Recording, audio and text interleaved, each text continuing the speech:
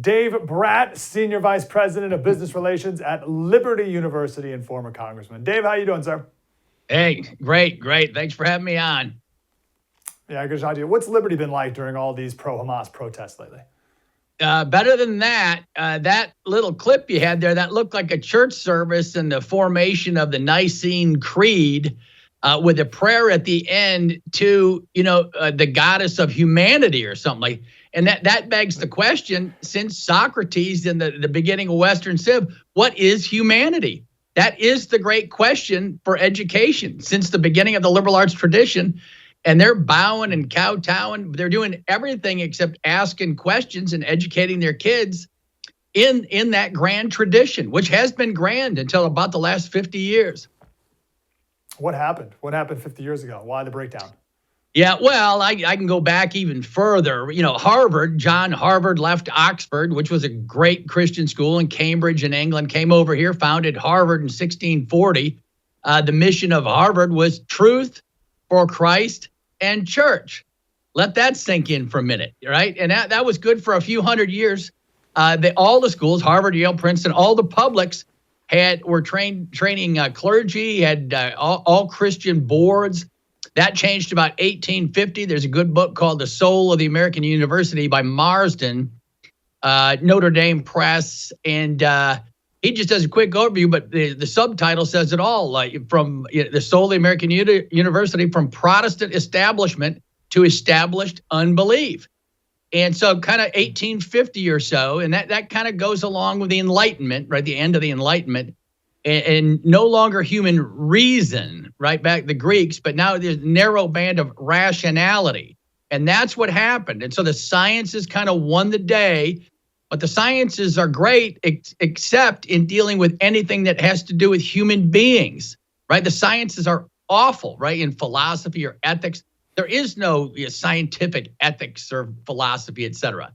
And so the wheels fell off. They tried to get rid of God, but in doing so, they got rid of science, right? Because have you ever seen God? That was their argument. So there goes that. But have you ever seen a science? Uh-oh. And I'm if you want to go get serious, you'll read on the logical positivists and Bertrand Russell and Popper and all the great philosophers back then. But the wheels fell off, and nothing has replaced it. And that has led us to today, where it's just a war of all against all, and the Marxists are winning because they're so good at the rhetorical battle. And the Christians, the Judeo-Christian tradition, have turned into a bunch of sheep who believe in turning the other cheek. And that's good in some realms, but not always. Not when you give away the universities and lose your soul. Yeah, it's amazing what the universities used to be, and all the Ivy League schools, what they started off as. Yeah. They left. We abandoned ship, and the Marxists swept right in and filled that vacuum like they do. So no question. So what one of the good things that's come out of all this campus craziness is another opportunity to look around and be like, wow, there's other options out there. There are schools that do it the way it used to be done, and we need to lift those up and celebrate those. So you are at one of those schools. So how is Liberty University doing it the way it used to be done? Well, we stuck to our knitting. I mean, just take Harvard's motto, truth for Christ and church. So we're a university, right? We're not a church, but we pursue the truth. And we still have required Bible, theology, worldview courses at Liberty, as well as the liberal arts, the left-hand side of your course requirements. Then your junior and senior year, you choose your major and you put it all together, and it all coheres, right? So what's missing from the world is systematic thought. Philosophy, the queen of the sciences for the last 2,500 years, and theology always were responsible for systematic thinking. Now you just do these narrow specialist kind of things and training, and you hope you're skilled up and you can make some money, and that's about the end of the conversation. So one of the theses of our special today is that college used to be good, and then it became kind of a waste of time, just like delayed adulthood or something, delayed childhood. And then it became like a very expensive waste of time, and now maybe bad. So I think we're kind of in that realm now.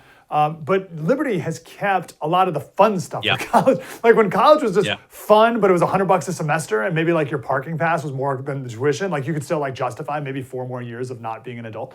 But like liberty does all that stuff, but then also still has like a football team. So like what is all that stuff with the college experience? Yeah, well, roughly speaking, I think your characterization is right when you're just referring to the general public schools, right? Parents are really starting, with COVID, they started seeing K to 12. They looked under the hood. And now at the, like you were talking at the beginning, some of these students just create their own creeds. Brown University, you choose your entire curriculum, the courses you want to take. And now these leftist courses, right, they're just, radical Marxist study of every gender of the sun, cultures, etc. When the great cultural studies, University of Chicago, about 100 years ago, they sent the anthropologists out into the world, and they were liberal back then. They weren't Marxists, but the liberals came back kind of horrified, right? They were searching for cultures that would be superior to ours, and shocker, they didn't find any. So yeah, the education used to be good. We were pursuing truth, and you don't always find what you think you're going to find. Now parents are starting to get skeptical of why they're paying big bucks. Liberty's about a third of the price tag, by the way, if parents want to take a look at Liberty University. But on the other hand, I will stick up for the liberal arts education. Everybody today mentions the term good. Well, that was the dialogue between Plato and Aristotle and Socrates, and it's lasted 2,400 years. The answer to that is no simple thing. What is good? Today in K to 12, the good is doing things that are good. It's a circular argument. It has no meaning. It's like, why is it that a human being is worthwhile? Right? The Judeo-Christian response is because we're made, all of us, in the image of God. The left, under Kant, who was one of the greatest philosophers, said, we're valuable because we do the valuing. But that's kind of weak. That's what sustains the grand vision of humanity and its meaning. I don't know. I don't think so. And so we got to get back to the big questions. What is the meaning of science? Why are you on the earth? What's your purpose? Philosophy and theology should guide you. That'll help the young people choose their vocations. And motivate them for their studies, right? That they're doing something great for humanity and the kingdom of God in the Christian tradition. Got a question for you. If you can help out one of our audience members. Good. They called into the radio show, and they're like genuine, like we don't know what to do. Yep. We're trying to figure this out as a family. Should my high school senior son go to school, become a marine biologist, or go to welding school and go that track instead? What would your advice be as vice president of business relations at a university? What's your advice to him? Yeah, well, it's good they're asking the questions. I hope they're asking them early enough. But my answer to all of our students is go do an internship in both of them, right? My goal was to work at the top of a shiny building. Bad goal.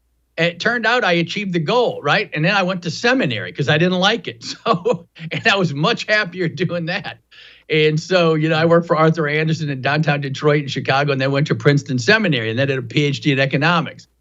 And so you've got to go make your best guess what you're passionate about, what you like reading, the movies you like seeing, all that kind of thing. And then but go do an internship, even if it's just a day. Ask your folks if they got a friend in church or a community group where you can just shadow one of their people for a day or two. And either you may conclude, hey, this is me, I love it, or you may conclude, boy, I had no idea what this field was really about. And so I think that's the most valuable thing, is just get boots on the ground immediately in what you think is your passion and see if you love it. Great advice. Dave Brat, Senior Vice President, Business Relations, Liberty University. Hopefully Liberty gets a big boost of excitement and attention throughout all this, Dave. Yep. Thank you very much for putting the microscope on education. Very needed. Thank you. Yeah, man.